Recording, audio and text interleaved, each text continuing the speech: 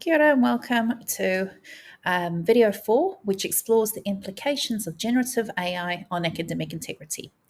In this video, I'll explore the implications that AI holds for assessment and how we can continue to ensure the integrity of assessment in this new AI era.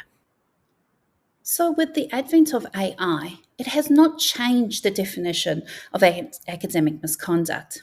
Rather, passing off someone else's work as your own is still considered as plagiarism.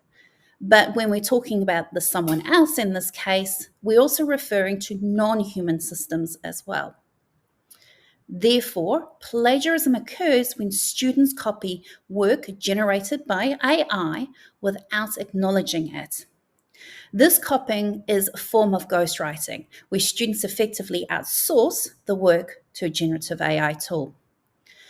The use of generative AI, however, also has other academic misconduct implications. The fact that using generative AI has the possibility of including factual inaccuracies and even fabrication of data is something that I've discussed in my previous videos, as generative AI fails to vet any output that it produces. However, other academic issues include that using generative AI in an inappropriate manner, such as getting it to do your work for you, but also going against assessments instructions, also has implications, given its use in these cases is also considered as being dishonest. Therefore, in order for students to avoid academic misconduct issues, we need to be more specific about what is allowed and what is appropriate. Students need to know when and how to use AI appropriately. However, it's up to them to also check what is permitted and follow these guidelines. But it's for us, the educator, to support them with this. We need to guide students about how to use these tools effectively and clarify our expectations around this. This is especially important when we're talking about that take-home assessment where we can't control the use of AI. We need to be clear about what is allowed and not allowed. This therefore leads us to thinking about where AI sits in part of the assessment. Furze has created the AI assessment scale, and you can access that through that QR code. And he talks about how AI can be integrated into the assessment. The scale rates the level of AI from low to high. Low is where no AI is used, and high is where it's part of the process and students are using it as a collaborative co-pilot process. So, as explored in video 1, no AI is only able to be adopted in lane 1 assessments where you can control and supervise the conditions. However, level 2 to 5 talks about where AI can sit in, especially level 2 or lane 2 assessments, I should say. So, level 2 depicts low AI use. In this level, AI is used for brainstorming and structuring of ideas, but the final work that students are submitting is all their own. Level 3 builds on this, but rather it works from the other end, where the generative AI is used to refine and edit their work. This is where AI is used to correct grammar, spelling, suggesting synonyms, editing structural efforts, and performing visual editing. Level 4 sits at the higher level of engagement, where students get the AI to complete the task, but then they are asked and tasked to improve and further develop and reflect on the work. In this case, AI is used for certain task elements, and then students provide commentary and discussion on the content. Level 5 represents what Leon classes as full AI use. This doesn't mean that the whole assessment is AI generated, but rather that AI is a part of the whole process. So AI becomes a collaborative partner, or what he calls a co-pilot, in producing that output. The scale offers us a clear scaffold around how AI use can be integrated. In the next video, I'll explore this in more detail and explaining different types of assessments and how this can look to students.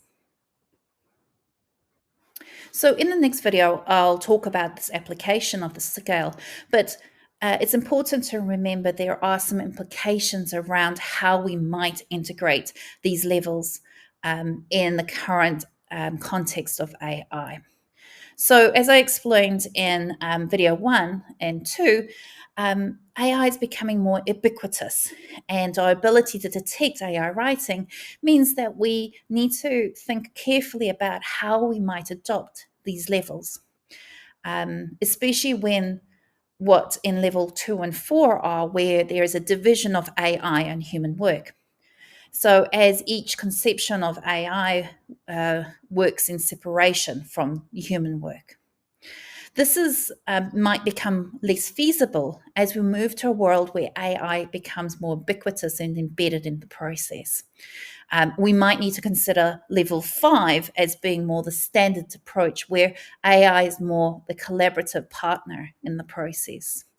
This is where students don't cite AI work or specify the parts that AI generated, but rather acknowledge the use of AI and where they need to think about AI and improving the work.